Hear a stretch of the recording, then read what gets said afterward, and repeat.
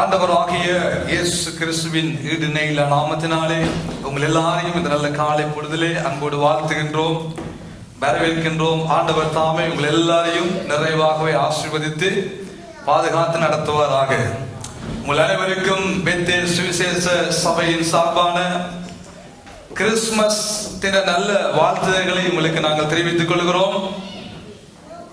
ஆண்டவர் தாமே, ஆண்டவராகிய இயேசு கிறிஸ்து உங்கள் எல்லாரையும் ஆசீர்வதிப்பாராக.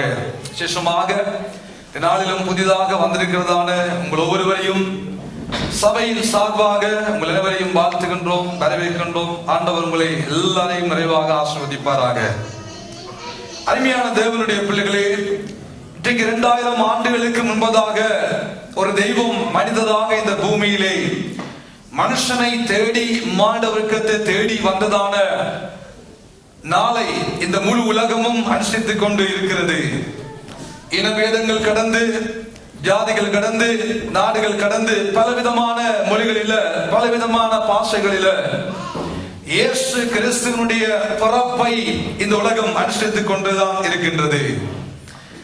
ஆகவே ஆண்டவராகிய இயேசு கிறிஸ்துவனுடைய பிறப்பை யாரும் மறக்கவோ மறைக்கவோ முடியாத உண்மையாக மாறிவிட்டது. ஏனென்றால் ஆண்டவராகிய இயேசு கிறிஸ்து இன்றைக்கு 2000 ஆண்டுகளுக்கு முன்பதாக பிறந்தார் என்ற செய்தியை இந்த உலக சரித்திரம் நமக்கு காண்பித்துக் கொடுக்கிறது. கிறிஸ்துவுக்கு முதல், கிறிஸ்துவுக்கு பிறகு என்று சொன்னதை சொல்லி 2 சரித்திரத்தில் இடம் பிடித்த ஒரு கதாநாயகராக, ஒரு கடவுளாக இயேசு கிறிஸ்து இந்த உலகத்துல பேசப்படுகிறார் என்பதுதான் உண்மை. அன்பானவர்களே, ஏன் கிறிஸ்து என்பவர் இந்த உலகத்தில் வர வேண்டும்? ஏன் மனிதனாக பிறக்க வேண்டும்? ஏன் ஒரு கடவுள் இந்த உலகத்துக்கு மனுஷனாக வர வேண்டும் என்று சொல்லி நாங்கள் அநேக காரியங்களை வேதத்தின் அடிப்படையில் இருந்து பார்க்கக்கூடியதாக இருந்தாலும், இன்றைக்கு கிறிஸ்து பிறந்ததான இந்த நல்ல நாளில ஒரு சில காரியங்களை மாத்திரம் நாங்கள் இன்றைக்கு கற்றுக்கொண்டு அதன் மூலமாக கடவுள் நமக்கு தருகிற நன்மைகளை பெற்றுக் கொண்டவர்களாய் கடந்து செல்ல கடவுள் நமக்கு ஒரு பெரிய அனுக்கிரகத்தை உண்டு பண்ணுவாராக. இந்த உலகத்திலே அன்பானவர்களே, அநேக மனிதர்கள் பலவிதமான கலாச்சாரங்கள், அது மெசொப்பொத்தேமியாவிலே தோன்றிய கலாச்சாரமா இருக்கட்டும், சிந்துவெளி நாகரிகத்திலே தோன்றிய கலாச்சாரமா இருக்கட்டும், பலவிதமான கலாச்சாரங்களுக்குள்ளும் நாகரிகங்களுக்குள்ளும் ஒவ்வொரு விதமான மனிதனும் எப்படியாவது கடவுளை கண்டுவிட வேண்டும் என்று சொல்லி ஆசையில பலவிதமான முயற்சிகளை எடுத்து மனிதன் தன்னுடைய அறிவுக்கு, அனுபவத்துக்கு, அப்போது அவனுக்கு இருக்கின்றதான ஆளுமைக்கு ஏற்ப தங்களுக்கு தாங்களே கடவுள்களை உருவாக்கி கொண்டதான ஒரு நிலைமையை இந்த உலக சரித்திரம் நமக்கு காண்பித்துக் கொடுக்கிறது. ஆகவேதான் 33 கோடி தேவர்களை மனிதன் உருவாக்கி விட்டான். இனத்துக்கு ஒரு தெய்வம், ஜாதிக்கு ஒரு தெய்வம், குலத்துக்கு ஒரு தெய்வம், நாட்டுக்கு ஒரு தெய்வம் என்று சொல்லி ஒவ்வொரு இனங்களுக்கு அடிப்படையில தங்களுடைய கலருக்கு ஏற்ற வகையில ஒவ்வொரு மனிதனும் ஒவ்வொரு விதமான தெய்வங்களை உருவாக்கி கொண்ட உலகத்துல நானும் நீங்களும் வாழ்ந்து கொண்டிருக்கிறோம் என்பதுதான் உண்மை. ஏனென்றால் ஒவ்வொரு மனிதனும் தன்னுடைய அறிவுக்கு ஏற்ப, அனுபவத்துக்கு ஏற்ப அவர்கள் தேவர்களை, தெய்வங்களை உருவாக்கி கொண்டபடியினால் தங்களுடைய திறமைகளுக்கு ஏற்ற வகையில் தெய்வங்களை உருவாக்கி விட்டார்கள்.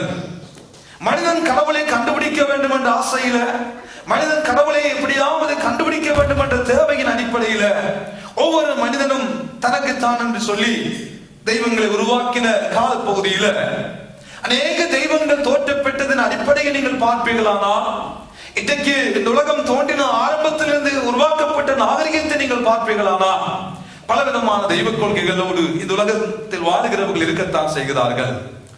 மனிதர்கள் தேவர்களை தேடி சென்றார்கள். ஆனால் இந்த உலகத்துல மனிதனை தேடி வந்த, மானிட வர்க்கத்தை தேடி வந்த ஒரே ஒரு கடவுள் என்றால் அவர் ஆண்டவராகிய இயேசு கிறிஸ்து மாத்திரமே. அவர் ஒரு மதத்தை ஸ்தாபிக்கவோ, இல்லாவிட்டால் ஒரு இயக்கத்தை ஸ்தாபிக்கவோ, இல்லாவிட்டால் ஒரு குழுவின் தலைவராக செயல்படவோ இந்த உலகத்துல கிறிஸ்து என்பவர் அவர் வரவும் இல்லை, அவர் பிறக்கவும் இல்லை. அவர் கிறிஸ்தவர்களுக்கு மாத்திரம் உரிய கடவுளும் இல்லை. அன்பானவர்களே, அவர் இந்த முழு மானிட வர்க்கத்தையும் தேடி வந்த ஒரு தெய்வம். இன்றைக்கு 2000 ஆண்டுகளுக்கு முன்பதாக மானிட வர்க்கத்தை அவர் தேடி வந்தார். மனுஷனை தேடி வந்து மனுஷனுக்கு தன்னை வெளிப்படுத்தும் முகமாக எதன் அடிப்படையிலே மனுஷனுக்கு தன்னை வெளிப்படுத்தினால் புரிந்து கொள்வானோ அதன் அடிப்படையிலே அவர் இந்த உலகத்துக்கு வந்ததை வேதாகமம் நமக்கு காண்பித்துக் கொடுக்கிறது. ஏன் இன்றைக்கு இருக்கிறதான இஸ்ரவேல் தேசம் நமக்கு விட்ட வெளிச்சமாக இருக்கின்றது. நாங்கள் சென்று பார்ப்போமானால் இயேசுவின் பிறப்பை இந்த உலகம் மறைக்க முடியவில்லை, அவர் வாழ்ந்ததை மறைக்க முடியவில்லை, அவர் மரித்த மறுபடி உயிரோடு எழும்பின கல்லறையும் இன்றைக்கும் திறந்துதான் இருக்கின்றது. ஆகவே இந்த ஆண்டவராகிய இயேசு கிறிஸ்து ஒரு கிறிஸ்தவ வல்லக்கார சாமி இல்லை என்பதை நாம் புரிந்து கொள்ள வேண்டும். அவர் முழு உலகத்தையும் நேசித்து, இந்த முழு உலகத்தில் இருக்கிற மனித வர்க்கத்தை நேசித்து, இந்த மானிட வர்க்கத்துக்காக தன்னை கொடுக்கும்படியாக, ஒரு மனிதன் செய்த பாவத்தின் நிமித்தமாக ஒரு பரிசுத்தமுள்ள ஒரு மனிதனுடைய இரத்தம் இந்த பூமியில சிந்தப்பட வேண்டும் என்பதற்காக அவர் பரிசுத்தமுள்ள ஒரு மனிதனாக இந்த பூமிக்கு கடந்து வர வேண்டிய ஒரு தேவை இருந்தது. அன்பானவர்களே, ஆகவே ஏன் ஒரு கடவுள் மனிதனாக வர வேண்டும்? நல்லது. ஏன் அவர் இயேசு என்னும் ஒரு பெயரோடு கடந்து வர வேண்டும் என்றால், இயேசு என்றால் அன்பானவர்களே, அவர் தம்முடைய ஜனங்களின் பாவங்களை நீக்கி அவர்களை ரட்சிக்கிறவர் என்ற பெயரோடு வந்தார். இந்த உலகத்துல எத்தனையோ அழகான பெயர்கள் இந்த உலகத்துல இருந்தாலும் ஒரு கடவுள் மனிதனாக இந்த பூமிக்கு வருகிற பொழுது அவர் இயேசு என்னும் ஒரு பெயரோடு அவர் ஏன் கடந்து வர வேண்டும் என்றால், இயேசு என்றால் ஒவ்வொரு மனிதனுடைய பாவங்களிலிருந்து விடுதலையாக்கி அவர்களை ரட்சிக்கிறவர்கள் என்ற ஒரு பெயர் அர்த்தமுடையவராய் இந்த பூமிக்கு இயேசுகிறான். இயேசு என்னும் கடவுள் அவர் இந்த உலகத்துக்கு கடந்து வந்தார். அவருடைய பிறப்பை குறித்து நாம் பார்க்கிற பொழுது, நீங்கள் லூக்கா எழுதின சுவிசேஷ புத்தகத்திலே 1வது அதிகாரம் 30வது வசனத்தை வாசித்து பார்ப்பீர்களானால், பரிசுத்த வேதாகமத்திலே கடவுளுடைய காரியங்களை குறித்து, இயேசுவை குறித்து அழகாக அங்கே எழுதப்பட்டுள்ளது. பிரியமானவர்களை நாங்கள் வாசிக்க கேட்போம். லூக்கா எழுதின சுவிசேஷ புத்தகம் 30வது வசனத்தை வாசித்து பாருங்கள். தேவதூதன் அவளை நோக்கி, தேவதூதன் மரியாளை நோக்கி, மரியாளே, மரியாளே, பயப்படாதே, பயப்படாதே, நீ தேவனிடத்தில் கிருபை பெற்றாய், தேவனிடத்தில் கிருபை பெற்றாய், இதோ இதோ நீ கர்ப்பவதியாகி ஒரு குமாரனை பெறுவாய், அவருக்கு இயேசு என்று பெயரிடுவாயாக, இயேசு என்று பெயரிடுவாயாக. அப்படியானால் அன்பானவர்களே, ஏன் ஒரு குமாரனை பெற்றெடுக்கிற பொழுது பெயரையும் கடவுள் கொடுக்கிறார். என்ன பெயரை இயேசுக்கு வைக்க வேண்டும், இயேசுவுக்கு வைக்க வேண்டும், கடவுளுக்கு வைக்க வேண்டும் என்ற ஒரு வெளிப்பாட்டை கூட தேவதூதன் அந்த மரியாதைக்கு சொல்லுகிறதான காட்சியை நாங்கள் இங்கே பார்க்கிறோம். கடவுள் இந்த உலகத்தில் மனிதனாக பிறக்கிற பொழுது, இந்த உலகத்தில் ஒரு பிள்ளை பிறக்க வேண்டுமானால் ஒரு ஆணும் பெண்ணும் கட்டாயம் அவர்கள் சம்பந்தமாக வேண்டிய ஒரு தேவை இருக்கிறது.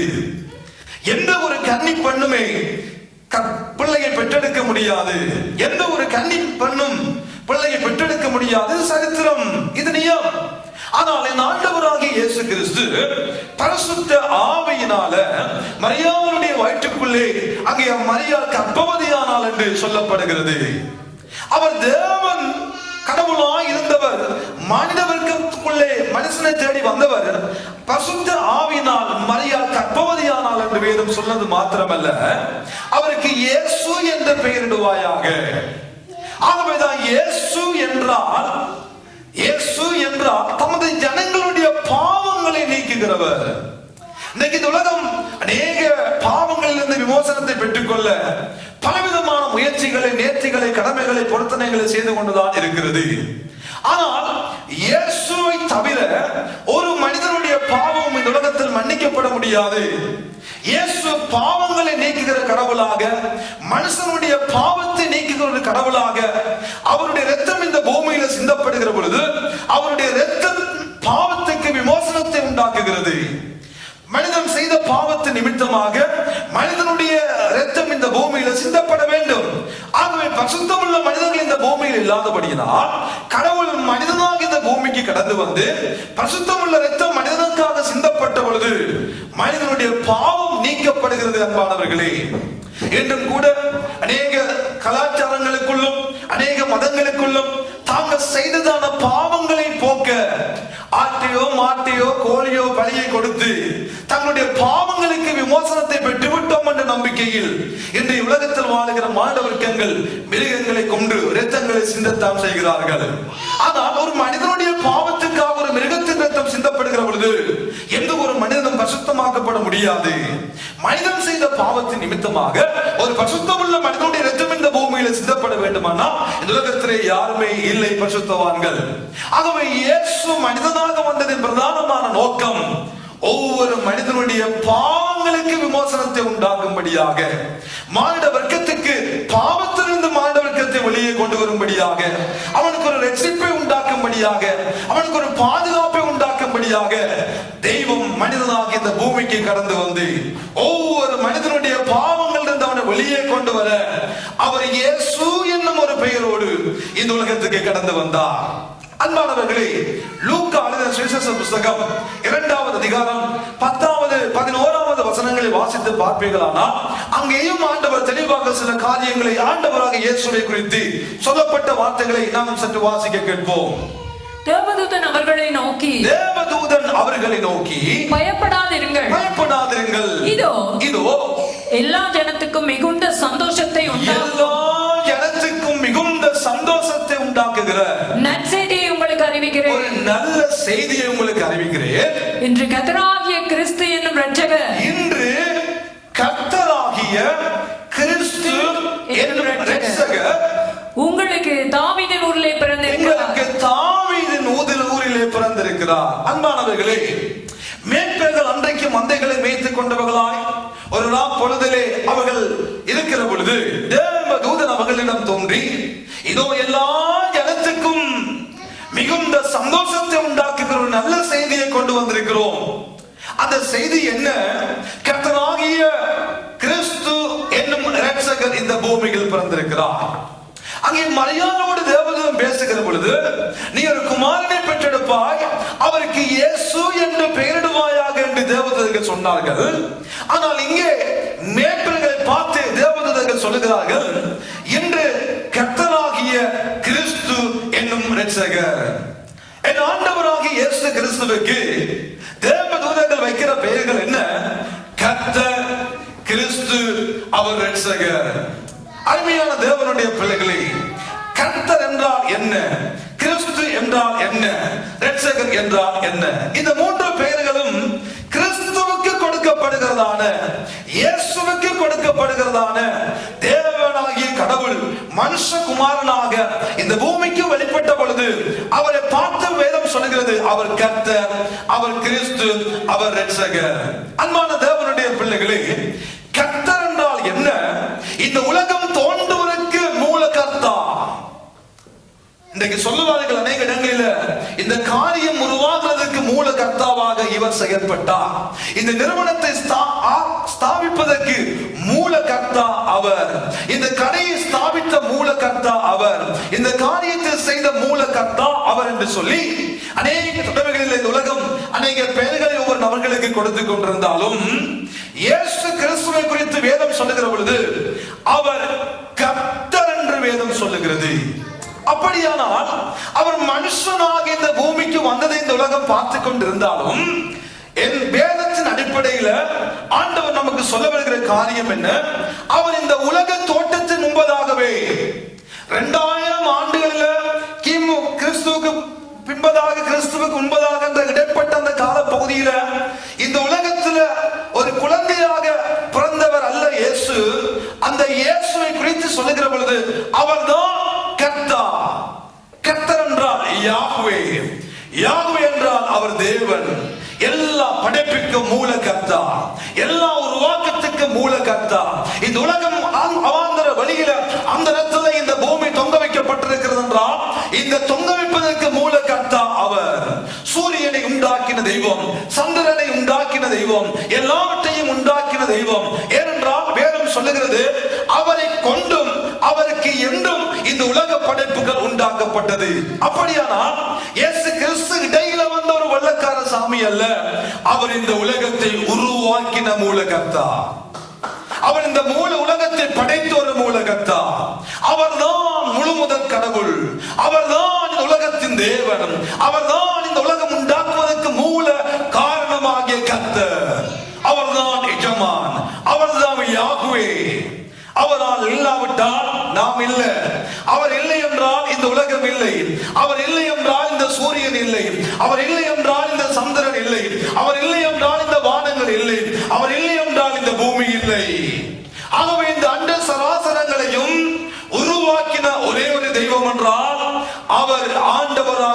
இயேசு கிறிஸ்து என்னும் கர்த்தர்.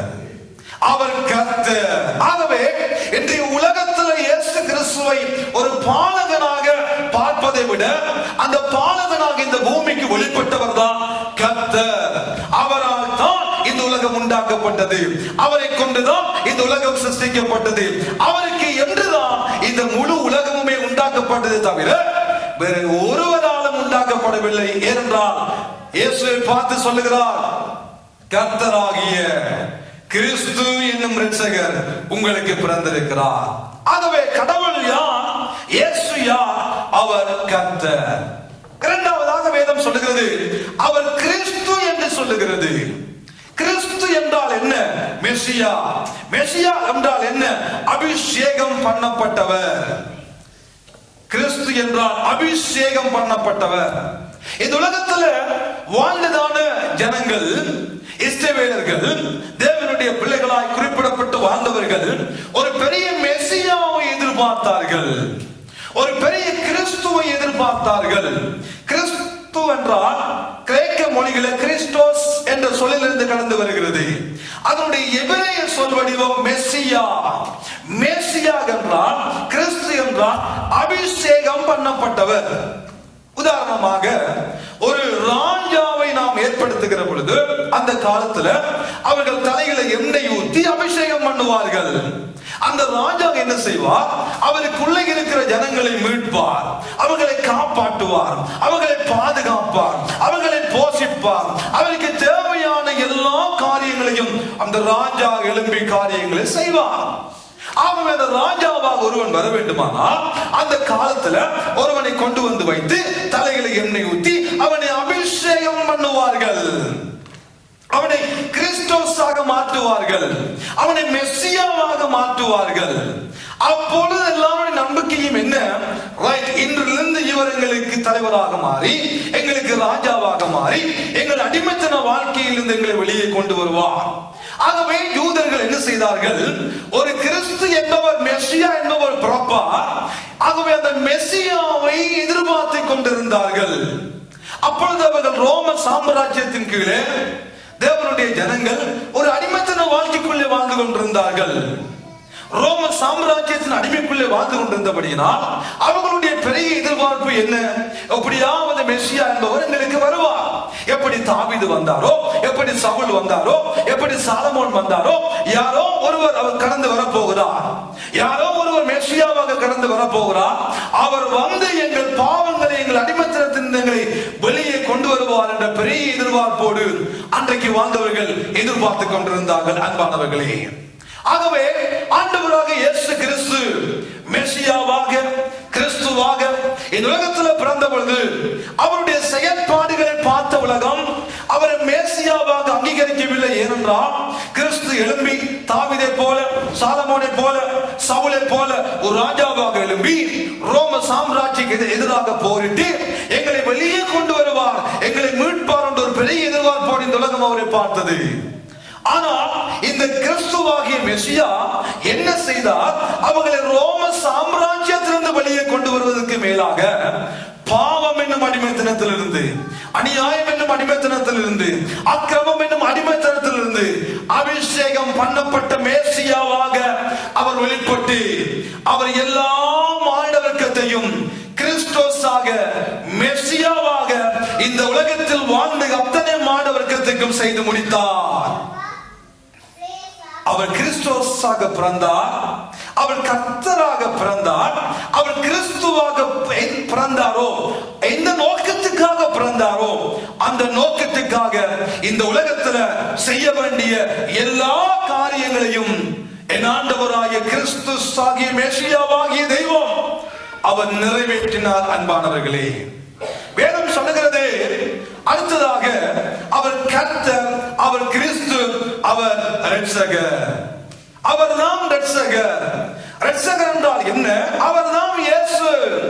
உலகத்தின் பாவத்தை சுமந்து தீர்க்கிற தேவ ஆட்டுக்குட்டியாக புறப்பட்டவர், எல்லா ஜனங்களின் பாவங்களை நீக்கி அவர்களை இரட்சிக்கிறவர் என்ற பெயரோடு வெளிப்பட்டவர். இரட்சகர் என்றால் இயேசு, யெசுவா என்றால் இரட்சகர்.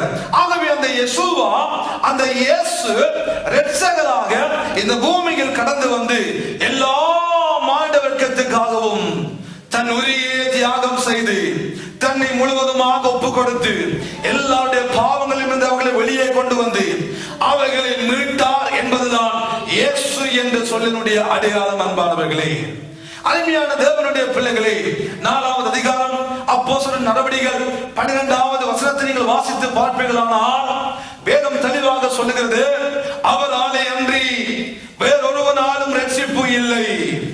நாம் ரட்சிக்கப்படும்படிக்கு இந்த வானத்தின் கீழே மனுஷர்களுக்குள் எங்குமே அவருடைய நாமமே அல்லாமல் வேறு ஒரு நாமம் கட்டளையிடப்படவுமே இல்லை.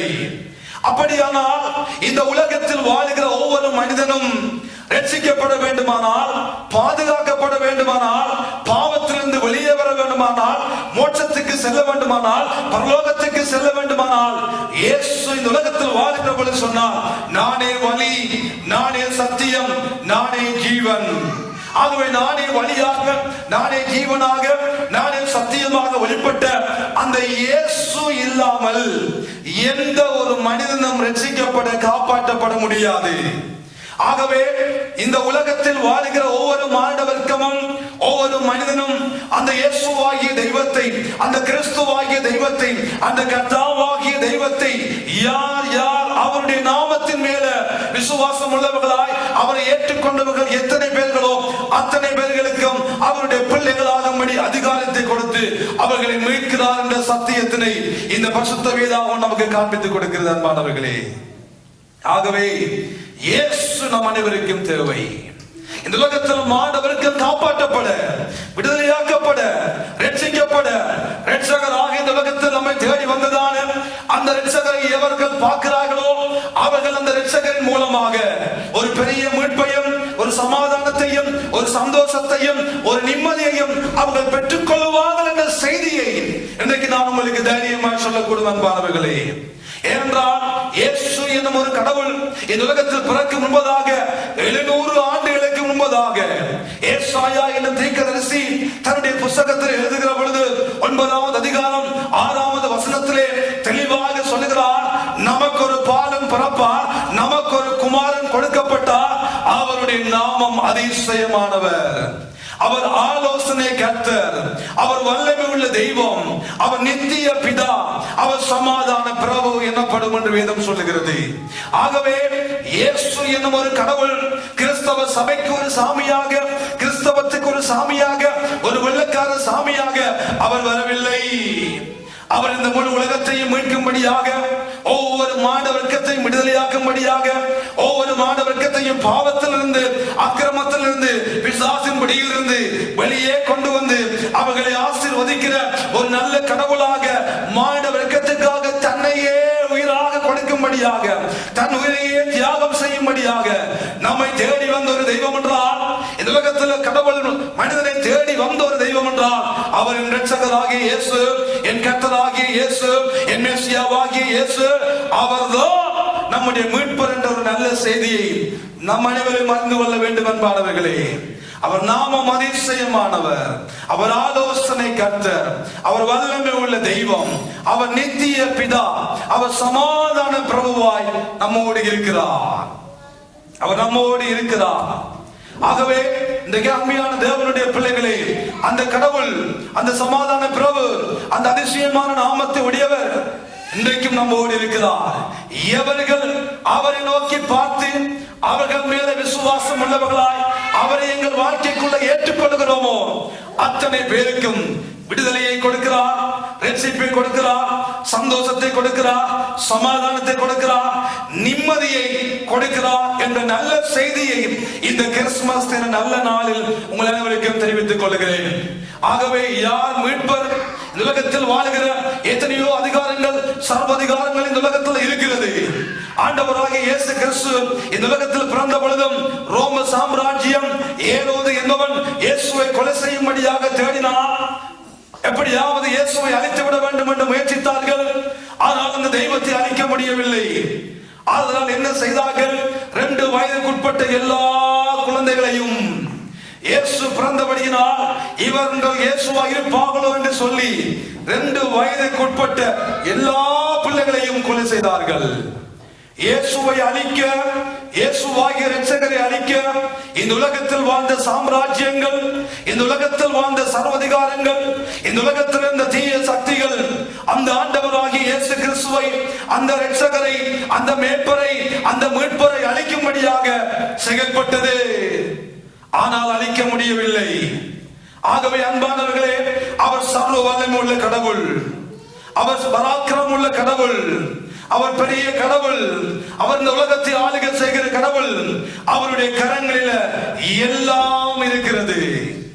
ஆகவே அவரை நம்முடைய சொந்த இரட்சகராய் நாம் ஏற்றுக்கொள்ள நம்முடைய இதயத்தை கொடுக்கிற பொழுது நமக்குள்ளே வந்து அவர் வாசம் பண்ணி நம்மை ஆசீர்வதித்து நம்மை சுகப்படுத்தி நமக்கு நித்தியமான ஒரு மோட்ச வாழ்க்கையை உண்டு பண்ண அவர் இன்றைக்கும் வல்லவராய் இருக்கிறார்.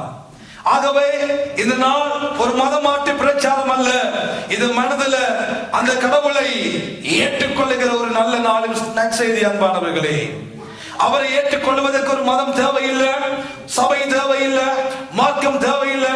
நாம் எந்த இடத்திலும் வாழ்ந்து கொண்டிருக்கலாம், எந்த மதம் என்று சொல்லுகிற எந்த காரியங்களையும் செய்து கொண்டு எப்படி எந்த நிலைமையில் வாழ்ந்து கொண்டிருந்தாலும் மனதில் அந்த மீட்பருக்கு இடம் கொடுக்கிற பொழுது, மனதில் அந்த இரட்சகருக்கு இடம் கொடுக்கிற பொழுது, மனதில் அவரை கர்த்தராக ஏற்றுக்கொள்கிற பொழுது மாத்திரம் நம் அனைவருக்கும் ரட்சிப்பு உண்டு என்ற நல்ல செய்தியை இன்றைய புதிதாக வந்திருக்கிறவர்கள் அனைவருக்கு நாம் தைரியமாக சொல்லுகிறேன். ஆகவே இயேசுவாலே அன்றி இந்த உலகத்துல மீட்பு இல்லை, இயேசுவாலே அன்றி ரட்சிப்பு இல்லை, இயேசுவாலே அன்றி பரலோகம் என்று சொல்லுகிறதான சொர்க்கம் இல்லை. ஆகவே ஒவ்வொரு மாண்டவர்க்கத்தையும் ஒவ்வொரு மனிதனையும் அழகுபடுத்தி ஆசீர்வதித்து இந்த இம்மைக்குரிய வாழ்க்கைக்கு மேலாக மறுமைக்குரிய வாழ்க்கையிலும் பரலோகத்த வாழ்க்கையிலும் சொர்க்கமான வாழ்க்கையும் அருள்வதற்கு பெற்றுக்கொள்ள வேண்டுமானால் நமக்கு தேவையானவர் இயேசு என்னும் கர்த்தர், இயேசு என்னும் கிறிஸ்து, இயேசு என்னும் இரட்சகர். அவரின் வாழ்க்கையை ஏற்றுக்கொண்டிருக்கிறோமா? சந்தோஷம். இன்னும் அவரை சேர்ந்து வாழும்படியான கிருபையை அதிகமாக பெற்றுக் கொள்வோம். இல்லையே இன்றைய நாம் யோசித்து பார்ப்போம், ஏன் இந்த உலகம் அநேக தெய்வங்களை கொண்டிருக்கிறது? ஏன் இந்த உலகத்தில் ஒவ்வொரு விதமான மதங்கள், ஏன் ஒவ்வொரு விதமான காரியங்கள், ஏன் ஒவ்வொரு விதமான செயற்பாடுகள்? மனுஷனே, நாம் ரட்சிக்கப்படும்படிக்கு இயேசு என்ற அன்பான கடவுள் நம் அனைவருக்கு தேவை. இயேசுவை பெற்றுக்கொண்ட வாழ்க்கையில நித்திய வாழ்க்கை என்பது நமக்கு உண்டு. பெற்றுக்கொள்ளாதவர்கள் அவரை நோக்கி விசுவாசித்து அவரிடம் வருகிறதான நல்ல ஆசீர்வாதங்களையும் நன்மைகளையும் பெற்றுக் கொள்ளுவோம். ஏனென்றால் மேய்ப்பர்களை பார்த்து தேவதூதன் சொல்லுகிற பொழுது எல்லா ஜனத்துக்கும் மிகுந்த சந்தோஷத்தை உண்டாக்குகிற ஒரு நல்ல செய்தி உங்களுக்கு அறிவிக்கிறேன் என்று தேவதூதனால் சொல்லப்பட்டது போல அந்த மிகுந்த சந்தோஷம், அந்த மிகுந்த சமாதானம், அந்த மிகுந்த நிம்மதி இயேசு என்னும் கடவுள் ஒருவரால் தான் நாம் பெற்றுக்கொள்ள கூடும் என்பது உண்மை. அன்பானவர்களே, ஆகவே இந்த நல்ல கிறிஸ்துமஸ் நல்ல நாளிலும் அந்த கிறிஸ்து உலகத்தில் பிறந்தபடினால் நாம் மீட்கப்பட்டோம், விடுதலையாக்கப்பட்டோம், நாம் நித்திய வாழ்க்கைக்குள்ள போகும்படியான ஆசீர்வாதங்களை பெற்றுக்கொண்டோம். ஆகவே கிறிஸ்து பிறந்ததான அந்த நல்ல நாளில் பெற்றுக்கொண்டதான சந்தோஷம் இன்றைக்கு இந்த கிறிஸ்துமஸ் நல்ல நாளிலும் எங்கள் உள்ளங்களையும் எங்கள் இல்லங்களையும் ஆளுகை செய்வதாக. ஆகவே இந்த கிறிஸ்துமஸ் நல்ல நாளில் வந்தவங்க ஒவ்வொருவருக்கும் சபையின் சார்பான நன்றிகளையும் வாழ்த்துகளையும் உங்கள் அனைவருக்கே தெரிவித்துக் கொள்கிறோம். கடவுள் எல்லாமே ஆண்டவராகிய கர்த்தராகிய கிறிஸ்துவாகிய இரட்சகராகிய இயேசு உங்கள் அனைவரையும் நிறைவாகவே ஆசீர்வதித்து, உங்கள் குடும்பங்களை ஆசீர்வதித்து, உங்களுக்கு உண்டானவர்களை ஆசீர்வதித்து அவர் நிறைவாய் நம்மை உங்கள் அனைவரையும் நடத்துவாராக. நாம் யாவரும் எழுதி நிற்பவர்களே, எழுந்து நின்றவர்களாய் ஒரு விசை இந்த கடவுளுடைய வார்த்தைக்கு நேராக நாம் செவி கொடுத்து கண்களை மூடினவர்களாய் ஒரு விசை இந்த வார்த்தையின் பிரகாரமாய் கிறிஸ்து கர்த்தராகிய கிறிஸ்து என்னும் இரட்சகர், எங்களை இதுவரைக்கும் நடத்தின இரட்சகர், எங்களை பாதுகாத்த இரட்சகர், எங்களை பராமரித்த இரட்சகர், இனியும் எங்கள் வாழ்க்கையில கூட இருந்து, எங்கள் குடும்பங்களில கூட இருந்து, எங்கள் எல்லாருடைய வாழ்க்கையிலும் கூட இருந்து எங்களை பத்திரமாய் எங்களை பாதுகாத்து, எங்களை ஆசீர்வதித்து, எங்கள் தேவைகளை சந்தித்து, எங்கள் எங்கள் குறைகள் நிறைவாக்கி நடத்துவார் என்று சொல்லி தலை சாய்க்கும் கல் நீரையா, மூளை கல் நீரையா, நான் நம்பி தலை சாய்க்கும் கல் நீரையா, மூளை கல் நீரையா.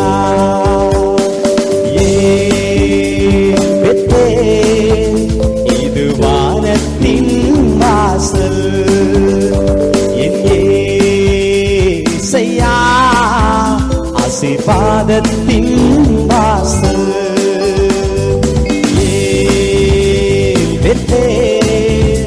இது வானத்தின் வாசல், என் ஏசையா ஆசீர்வாதத்தின் வாசல்.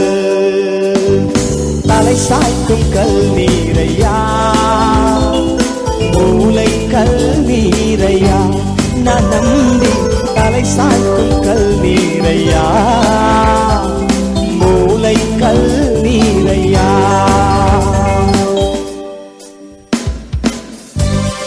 ஆண்டவர் யாக்கோபை பார்த்து சொல்லுகிறார், நீ மேற்கேயும் கிழக்கேயும் வடக்கேயும் தெற்கேயும் பறந்து வா என்று சொல்லி, பூமியின் தூளை போல உன் சந்ததி பெருகும் என்று சொல்லி வாக்குத்தத்தம் பண்ணின கர்த்தர். The Lord who promises, hallelujah, is being with us. Hallelujah. Thank you.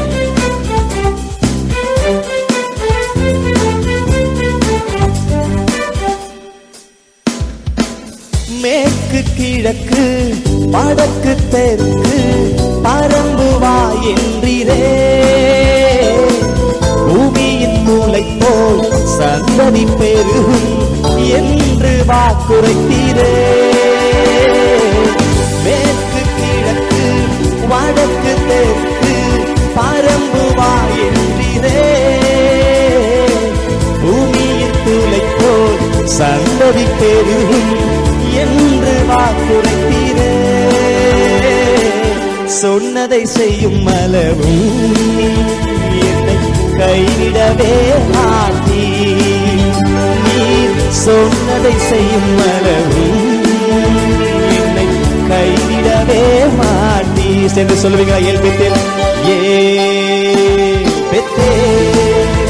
இது வானத்தின் வாசல், என் ஏசையா ஆசீர்வாதத்தின் வாசல்.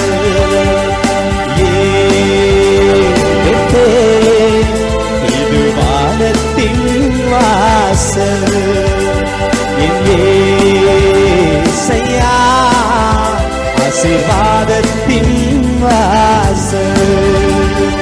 தலை சாய்க்கும் கல் நீரையா, மூளை கல் நீரையா, நானும் தலை சாய்க்கும் கல் நீரையா, மூளை கல் நீரையா. ஆதியாகமம் 28ஆம் அதிகாரத்துல ஆண்டவர் யாக்கோபுக்கு வாக்கு பண்ணுகிறார், பூமியின் வம்சங்கள் எல்லாம் உனக்குள் உன் சந்ததிக்குள் ஆசீர்வதிக்கப்படும் என்று சொல்லி. இதனால அதே ஆசீர்வாதம் நமக்கும் உண்டு.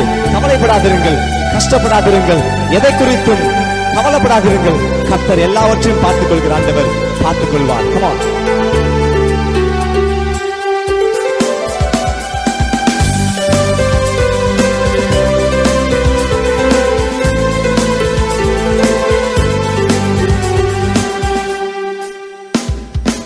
பூமியின் வம்சங்கள் உனக்குள் உன் சந்ததிக்குள் ஆசீர்வாதிக்கப்படும் என்று ஆசீர்வாத வாய்க்காலாக என்னை மாற்றினீரே.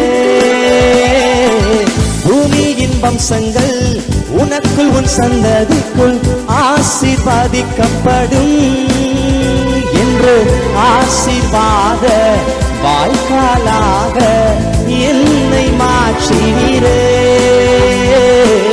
சொன்னதை செய்யும் அளவும் என்னை கைவிடவே மாட்டீ, நீர் சொன்னதை செய்யும் அளவும் என்னை கைவிடவே மாட்டீ. ஏல்பெத்தேல் சொல்லுவோமா? ஏல்பெத்தேல், இது வானத்தின் வாசல்,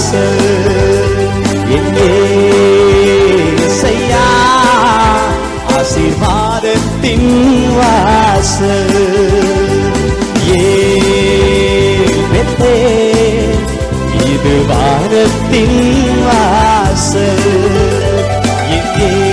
இயேசையா, ஆசீர்வாதத்தின் வாசல்.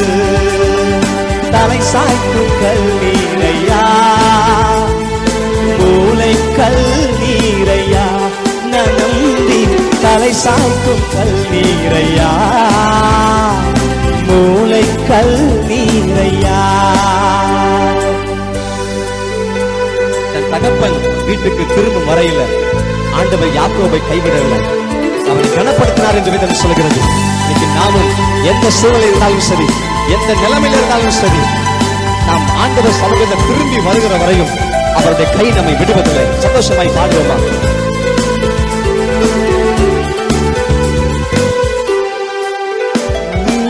செல்லும் இடமெல்லாம் உன்னோட இருந்து உன்னை கனப்படுத்துவே, தகப்பன் தேசத்துக்கு திரும்பும் வரையில் உன்னை காப்பாற்றுவே. செல்லும் இடமெல்லாம் உன்னோடு இருந்து உன்னை கனப்படுத்துவே, தகப்பன் தேசத்துக்கு திரும்பும் வரையில் உன்னை காப்பாற்றுவே. சொன்னதை செய்யும் அளவும் உன்னை கையிடவே மாட்டே, நீ சொன்னதை செய்யும் அளவும் என்னை கையிடவே மாட்டே. Come on, join together and say it with it. Bethel, இது வானத்தின் வாசல், என் இயேசையா, ஆசீர்வாதத்தின் வாசல். Bethel, இது வானத்தின் வாசல், என் இயேசையா, ஆசீர்வாதத்தின் வாசல். மூளை கல்லீரையா, நரம்பி தலை சாய்க்கும் கல்லீரையா, மூளை கல்லீரையா. சரி சொல்லுவோமா?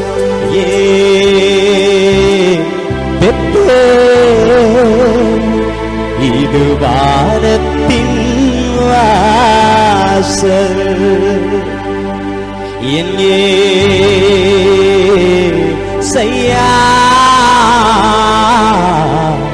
ஆசீர்வாதத்தின் வாசல், பரலோகத்தின்